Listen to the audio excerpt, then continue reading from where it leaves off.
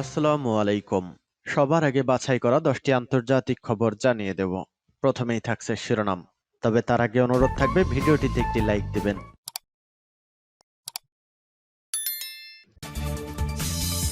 দখলদার ইসরায়েলি বাহিনী এবং ফিলিস্তিন পুরোদমে যুদ্ধ চলছে, জানিয়ে দেব হাতে থাকা সর্বশেষ আপডেট আন্তর্জাতিক সংবাদ। প্রথমেই সংবাদ শিরোনাম। প্রথমেই জানিয়ে দেব আরব বিশ্বকে ইসরায়েলের বিরুদ্ধে অবস্থান জোরদারের আহ্বান ইরানের। এরপর জানিয়ে দেব নেতানিয়াহুর বিরুদ্ধে গ্রেপ্তারি পরোয়ানায় ফ্রান্সের সমর্থন। এদিকে তেহরানে সমাহিত আমির আব্দুল্লাহিয়ান। এরপর জানিয়ে দিব ইসরায়েলের বিরুদ্ধে আন্তর্জাতিক আদালতের রায় আজ। আরও জানিয়ে দিব ফিলিস্তিনে দূতাবাস খোলার নির্দেশ কলম্বিয়া প্রেসিডেন্টের। সর্বশেষ জানিয়ে দেব খার্কিভে রাশিয়ার বোমা হামলায় 4 জন নিহত। এতক্ষণ শুনছিলেন সংবাদ শিরোনাম, এবারে বিস্তারিত। তবে অনুরোধ থাকবে ভিডিওটিতে একটি লাইক করবেন এবং কমেন্ট করে জানিয়ে দিবেন এই ভিডিও সম্পর্কে আপনার মূল্যবান মন্তব্য। আরব বিশ্বকে ইসরায়েলের বিরুদ্ধে অবস্থান জোরদারের আহ্বান ইরানের। ইসলামী প্রজাতন্ত্র ইরানের সর্বোচ্চ নেতা আয়াতুল্লাহ ইজমা খামেনি প্রেসিডেন্ট ইব্রাহিম রাইসি ও তার সফর সঙ্গীদের শাহাদাতে সমবেদনা প্রকাশ করায় তিউনিসিয়ার প্রেসিডেন্ট কায়েস সাইদিকে ধন্যবাদ জানিয়ে বলেছেন, প্রেসিডেন্ট ও তার সফর সঙ্গীদের হারানোর ঘটনাটি অত্যন্ত কঠিন, কিন্তু ইসলামী প্রজাতন্ত্র প্রতিষ্ঠার পর থেকেই সবসময়ই দেখেছি আল্লাহর রহমতে এবং জনগণের ধৈর্য ও অধ্যবসায়ের আলোকে তিক্ত ঘটনাগুলো উন্নয়ন ও অগ্রগতির উৎস হয়ে উঠেছে। তিউনিসিয়ার প্রেসিডেন্ট কায়েস সাইদ ইরানের জনগণ ও সরকারের প্রতি শোক ও সমবেদনা জানাতে গত বুধবার তেহরানে আসেন এবং ইরানের সর্বোচ্চ নেতার সঙ্গে বৈঠক করেন। শহীদ প্রেসিডেন্ট রাইসির তিউনিস সফরের কারণে ইরান ও তিউনিসিয়ার মধ্যে সম্পর্কে নতুন যুগের সূচনা হয়েছে এ কথা উল্লেখ করে সর্বোচ্চ নেতা বলেন, তিউনিসিয়ার শীর্ষস্থানে কায়েস সাইদের মতো একজন বিজ্ঞ শিক্ষাবিদের উপস্থিতিটাই দেশটির জন্য একটা সুযোগ, যাতে দীর্ঘদিনের স্বৈরশাসন ও ইসলামী বিশ্বের সাথে বিচ্ছিন্নতার পর দেশটিকে নতুনভাবে সুপরিচিত করতে পারে। তিনি আরও বলেন, জাতীয় উন্নয়ন ও অগ্রগতি সমাধানের জন্য দুর্দান্ত প্রতিভা রয়েছে তিউনিসিয়ার জনগণের। আশা করি কায়েস সাইদের পরিকল্পনায় তিউনিসিয়ার বিভিন্ন ধারার মধ্যে প্রয়োজনীয় ঐক্য তৈরি হবে এবং আরও বেশি উন্নয়নের ক্ষেত্র প্রস্তুত হবে। আয়াতুল্লাহ খামেনি বলেন, আরব বিশ্বে দখলদার ইসরায়েলের বিরুদ্ধে অবস্থান শক্তিশালী করা উচিত, কারণ দুর্ভাগ্যজনকভাবে আরব বিশ্ব এই ধরনের বিষয়গুলোকে গুরুত্ব দেওয়া হয় না এবং আমরা বিশ্বাস করি সাফল্যের একমাত্র উপায় হলো প্রতিরোধ ও দৃঢ়তা। ইরান ও তিউনিসিয়ার মধ্যে বর্তমান সহমর্মিতাকে কার্যক্ষেত্রে সহযোগিতায় পরিণত করার আহ্বান জানান ইরানের সর্বোচ্চ নেতা। সূত্র পার্স টুডে। নেতানিয়াহুর বিরুদ্ধে গ্রেপ্তারি পরোয়ানায় ফ্রান্সের সমর্থন। পশ্চিমা মিত্রদের কাতারে যোগ না দিয়ে আন্তর্জাতিক অপরাধ আদালতের সিদ্ধান্তের প্রতি সমর্থন জানিয়েছে ফ্রান্স। গতকাল ফিলিস্তিনের গাজা উপত্যকায় ইসরায়েলি যুদ্ধাপরাধ ও মানবতা বিরোধী অপরাধের অভিযোগে ইসরায়েলের প্রধানমন্ত্রী বেনিয়ামিন নেতানিয়াহুর বিরুদ্ধে গ্রেপ্তারি পরোয়ানা জারির আবেদন করেছেন আন্তর্জাতিক অপরাধ আদালতের প্রধান কৌঁসুলি করিম খান।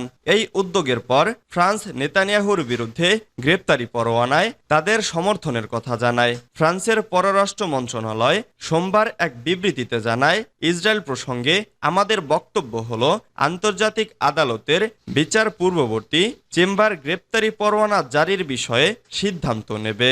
তারা অভিযোগের সপক্ষে প্রধান কৌঁসুলির উপস্থাপন করা তথ্য প্রমাণ নিরীক্ষার পর এই সিদ্ধান্ত নেবে। ফ্রান্সের পররাষ্ট্র মন্ত্রণালয় জানিয়েছে, ফ্রান্স আন্তর্জাতিক অপরাধ আদালতের নিরপেক্ষতা ও সব পরিস্থিতিতে দায়মুক্তির বিরুদ্ধে সংগ্রামকে সমর্থন জানায়। প্যারিস আরও জানায়, তারা বেশ কয়েক মাস ধরে কঠোরভাবে আন্তর্জাতিক মানবাধিকার আইন মেনে চলার প্রয়োজনীয়তা নিয়ে হুঁশিয়ারি দিয়ে এসেছে।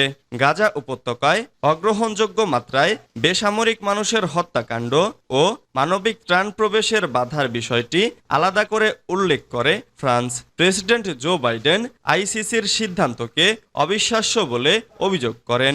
আইসিসির সিদ্ধান্তের পক্ষে অবস্থান নিয়ে প্রথমবারের মতো হামাস ইসরায়েল যুদ্ধে পশ্চিমা মিত্রদের মধ্যে নীতিগত পার্থক্যের বিষয়টি প্রকাশ্যে এলো। ফ্রান্স হাতে গোনা কয়েকটি পশ্চিমা দেশের অন্যতম যারা ইসরায়েলের বিরুদ্ধে কঠোর অবস্থান নিতে ইচ্ছুক। এর আগে ফ্রান্স জাতিসংঘের নিরাপত্তা পরিষদে যুদ্ধবিরতির প্রস্তাবে যুক্তরাষ্ট্রের ভেটো দেওয়ার প্রতি নিন্দা জানায় এবং অবিলম্বে যুদ্ধবিরতি চালুর আহ্বান জানান।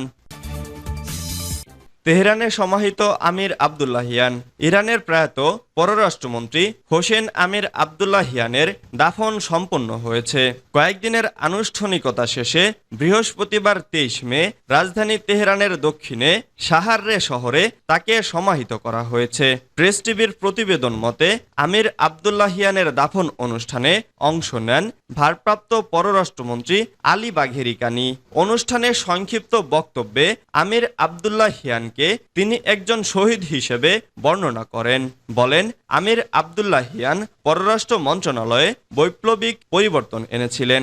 পররাষ্ট্র মন্ত্রণালয়ের মুখপাত্র নাসের কানানিও অনুষ্ঠানে উপস্থিত ছিলেন। তিনি বলেন, আমির আবদুল্লাহিয়ানের মৃত্যু অবশ্যই ইরানের কূটনৈতিক ব্যবস্থার জন্য একটি বড় ক্ষতি, তবে পররাষ্ট্রনীতি ও আন্তর্জাতিক সম্পর্কের ক্ষেত্রে ইরানের দ্রুত অগ্রগতিতে কোনো ব্যাঘাত ঘটবে না। ইসরায়েলের বিরুদ্ধে আন্তর্জাতিক আদালতের রায় আজ। গাজায় ৮ মাস ধরে অভিযান চালিয়ে আসছে ইসরায়েল। দেশটির সেনাদের হামলায় ধ্বংসপুরীতে পরিণত হয়েছে পুরো উপত্যকা। এবার উপত্যকার শেষ নিরাপদ অঞ্চল রাফা সীমান্তে অভিযান শুরু করতে যাচ্ছে ইসরায়েল। দেশটির এ অভিযান বন্ধে আন্তর্জাতিক বিচার আদালতের রায় হবে আজ বৃহস্পতিবার 23 মে আনাদলু এজেন্সির এক প্রতিবেদনে এ তথ্য জানানো হয়েছে। প্রতিবেদনে বলা হয়েছে, রাফা সীমান্তে ইসরায়েলি অভিযান বন্ধের জন্য আন্তর্জাতিক বিচার আদালতের রায়ের তারিখ নির্ধারণ করা হয়েছে। শুক্রবার এ বিষয়ে রায় দেবেন আদালত।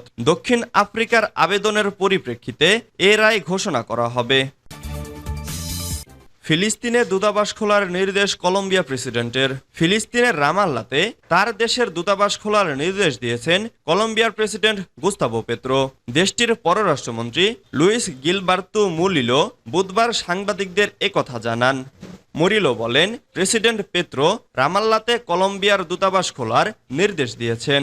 এখন এ ব্যাপারে পরবর্তী পদক্ষেপ নেওয়া হচ্ছে। মুরিলো আরও বলেন, স্বাধীন ফিলিস্তিন রাষ্ট্র প্রতিষ্ঠায় কলম্বিয়া যে উদ্যোগ নিয়েছে, আমরা মনে করি আরও অনেক বেশি দেশ তাতে সমর্থন দেবে।